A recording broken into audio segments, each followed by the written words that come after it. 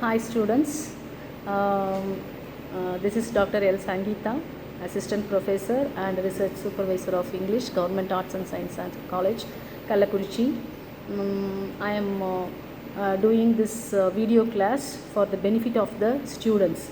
Some students may not have the opportunity to attend the special classes in every school or institution since it is not always possible for me to visit every school and teach them in person. I have decided to provide these classes through video lessons.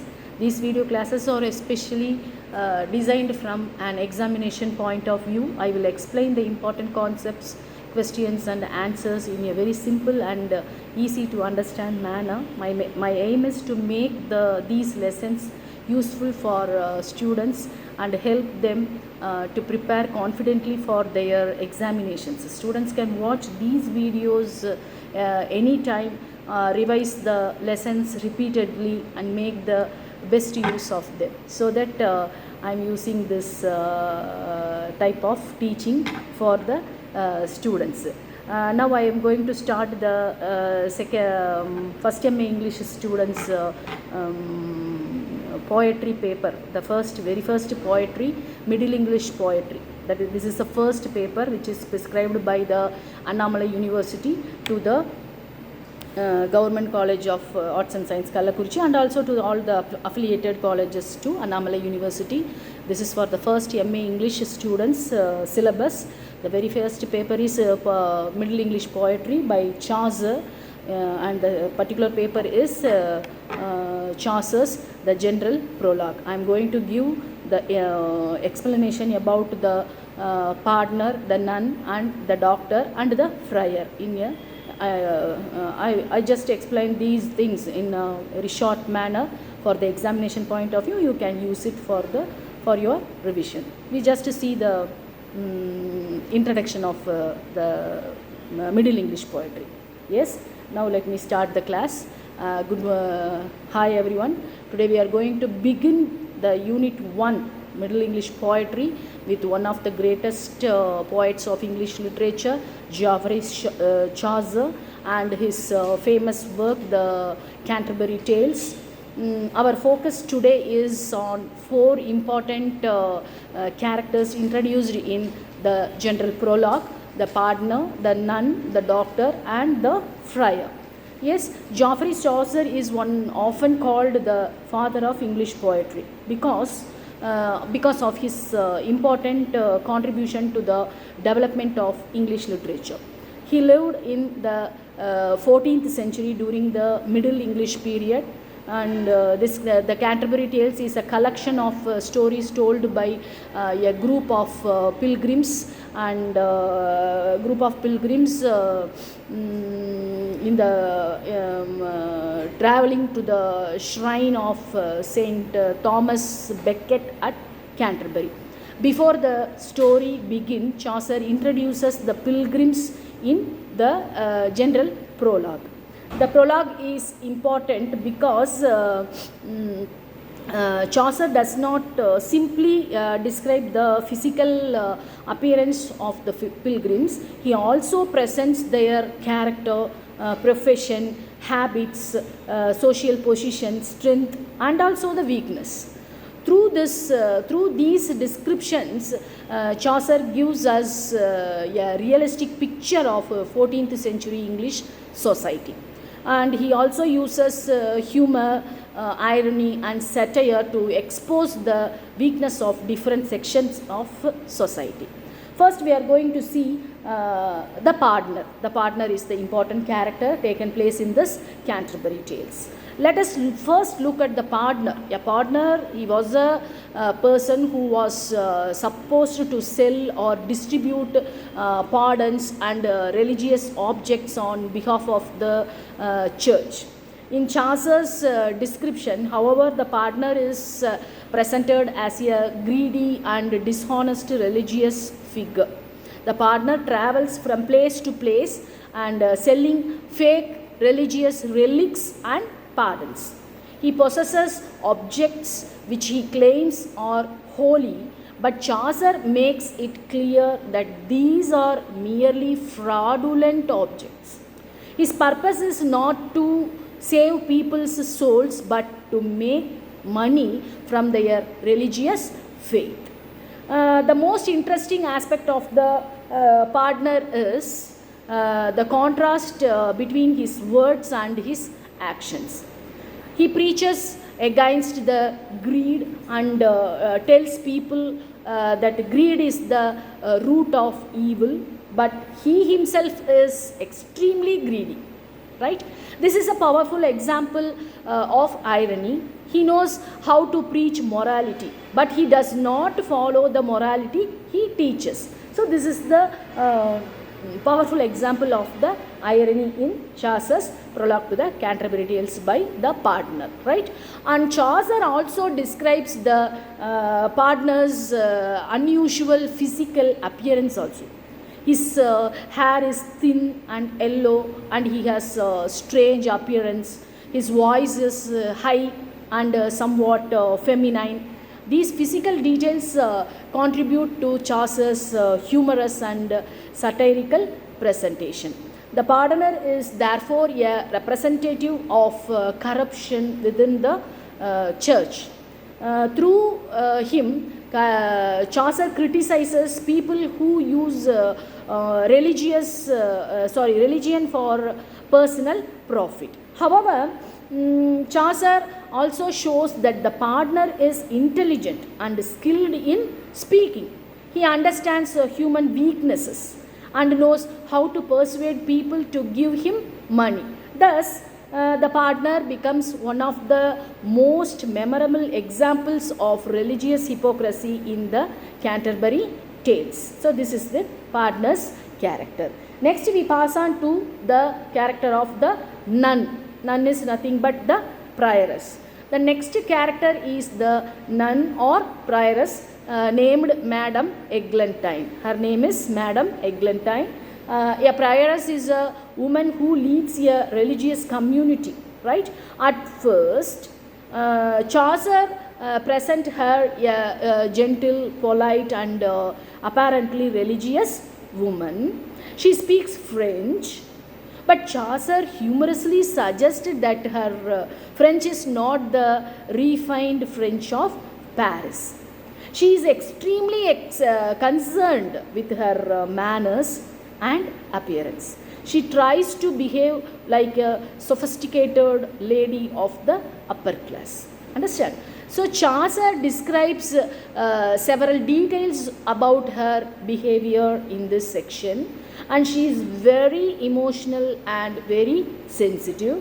When she sees a mouse caught in a trap, she becomes upset, and she also takes great care of her pets and feeds her dogs with the fine food.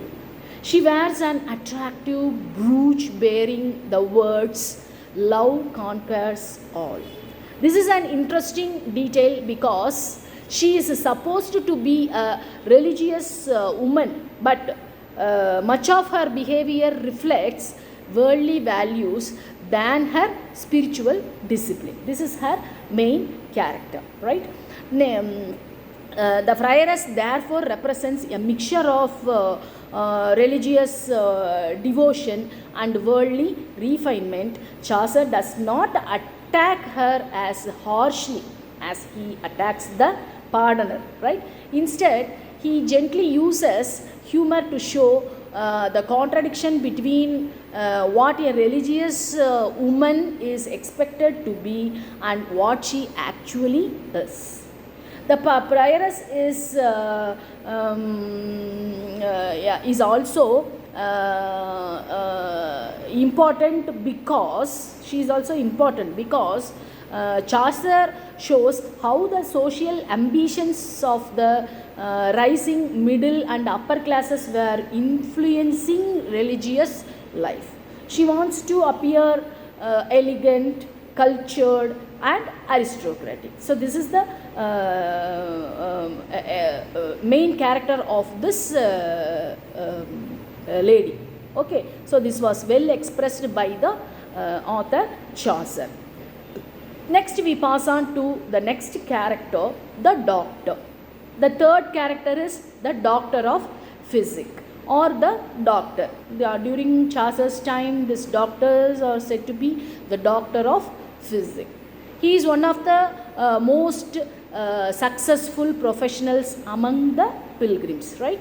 Next character. Chaucer presents the doctor as a highly knowledgeable man. He is a highly knowledgeable man and he has studied medicine and knows about astronomy, astrology and the properties of medicines. He has a strong professional reputation and has earned considerable wealth through his medical practice, right? However, Chaucer again uses irony here. The doctor is described a learned man, but his knowledge is closely connected with his desire for financial profit, and he knows how to make money from his profession, right?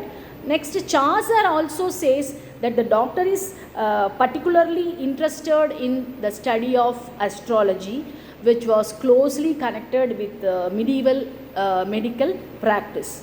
He knows the relationship between the celestial movements and medical conditions according to the beliefs of his time, right? The doctor's character shows that Chaucer is not simply praising educated professionals. He is presenting both their strength and limitations. The doctor is intelligent, experienced and successful, but he is also materialistic, right? Unlike the partner, the doctor is not openly corrupt, right? His weakness is mainly his attachment to wealth and professional success. Through him, Chaucer presents the growing importance of professional classes in the medieval society. So this is the character of the doctor, right? Next we pass on to the friar, the fourth character, friar. The fourth character is the friar. The friar's name is Hubert. His name is Hubert. The friar was a member of a religious order who was expected to live a simple life and serve the poor and the needy. But Chaucer's friar is very different from the ideal religious man. He is cheerful, socially active and interested in money and wealthy people. He is practically friendly with rich women and important people, because such relationships can bring him financial benefits. The friar is an excellent example of religious corruption and hypocrisy. He is supposed to help the poor, but he prefers the company of wealthy people, and he hears confessions and gives easy forgiveness, especially when people are willing to pay him, right? Chaucer humorously presents him as someone who knows many taverns and inns, and he is more interested to worldly pleasure than in religious responsibilities. Now the friar also uses his religious position to earn money. He gives to those who pay him and he is selective about whom he helps. Thus Chaucer exposes the commercialization of religion here. The friar is different from the partner, but both represent corruption in religious institutions. The partner sells pardons and fake relics, while the friar uses confession and his religious position for personal benefit. Now let us compare the 4 characters here. These 4 characters show Chaucer's skill as a realistic and satirical point. The partner represents greed and religious hypocrisy. The nun or prioress represents the mixture of religious and worldly manners.